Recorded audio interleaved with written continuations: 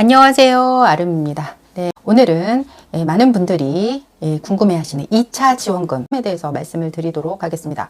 자, 2차 지원금이 어제 최종적으로 선별 지급을 하겠다라고 하는 내용으로 일단 합의를 봤고요. 네, 이재명 지사는 아직까지도 전 국민 10만 원이라도 나눠줍시다 라고 얘기를 하고 있어서 얘기가 나오고 있는 것 같습니다. 네, 일단은 정부의 재원이 별로 없는 게 가장 큰 원인이겠죠. 네, 지금까지 추경 예산만 해도 몇십 조가 되기 때문에 더 이상 돈이 없습니다. 네, 그래서 이제 새로 국채를 발행해야 되는 경우에 이르렀는데 7조 원 규모면 제가 지난번에 전 국민에게 나눠주게 된다면 10만 원씩 나눠주는 걸로 하면 약 7조에서 8조가 된다고 했는데요. 이거를 더 구체적으로 정부에서는 전 국민이 아닌 이번에 피해를 많이 입은 소득 매출이 급감한 고용 취약 계층과 자영업자 소상공인에게 집중 지원하겠다라고 있습니다. 그래서 무급휴직자, 실직자, 기초수급자, 차상위 계층들은 포함이 되고요.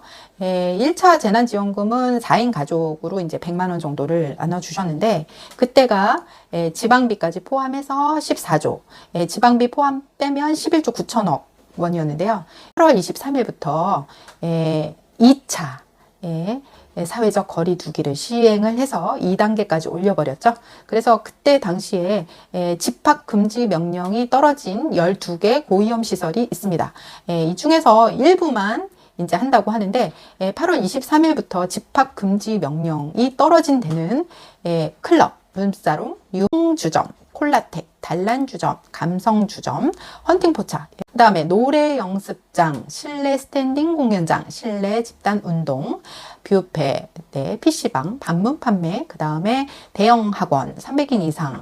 근데 이 중에서도 노래 연습장하고 뷔페, 그 다음에 PC방, 그 다음에 대형 학원 등이 지원 대상이 될 걸로 보이고요. 8월 30일부터 2.5단계로 격상이 됐고, 이라든지 이런 분들은 9시까지만 운영이 됐고 나머지는 배달 음식을 한다든가 포장 음식만 됩니다. 이렇게 됐었죠. 그 다음에 이제 카페들은 전부 다 일단 배달만 되고 테이크아웃이라고 거기서 사갖고 가시는 건 괜찮은데 그 안에서 식사를 하시거나 그 안에서 음료수를 드시거나 하는 거는 안 되게 되었습니다. 자, 그럼 이런 분들까지도 이제 포함이 되는데 자, 이거를 이제 어떻게 나누느냐가 굉장히 중요하겠죠. 네, 이게 상당히 말이 많을 것으로 예상이 되는데 첫 번째는 지금 정부에서 얘기하고 있는 거는 소상공인 자영업자의 최근 신용카드 매출 감소폭에 따라 등급을 정해 지원금을 지급하겠다라고 얘기를 합니다. 그래서 소상공인의 매출이 8월 23일 이전과 8월 23일 이후로 나누어질 가능성이 굉장히 높습니다. 네, 8월 23일 이전에 예를 들어서 100만 원이었던 게 8월 23일 이후에는 뭐 10만 원이 됐다, 20만 원이 됐다, 50% 이상 줄어드신 분들은 일단 지원이 되지 않을까라는 생각이 듭니다.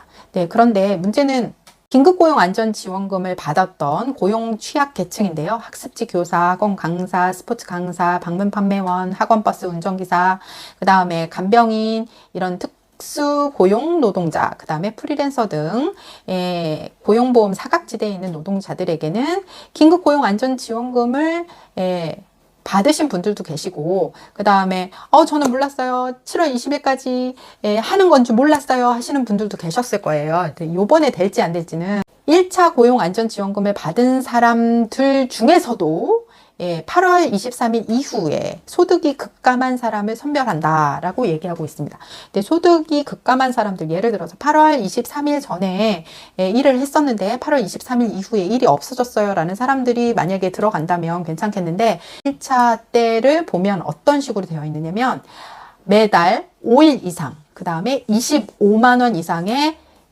수익이 있는 사람을 1차 때는 뽑았었어요. 예를 들어서 1차 때는 5일 이상, 그 다음에 25만 원 이상을 받지 않으면 안 됐었습니다. 근데 2차 때는 그래도 지금 수입이 계속 없는 형편이었는데 조금 풀어졌을 때 한두 번 강의를 갔었어요. 근데 한두 번 강의를 갔었는데 8월 23일 이후로 다시 강의가 끊겼는데 이런 것까지 다 포함을 하느냐?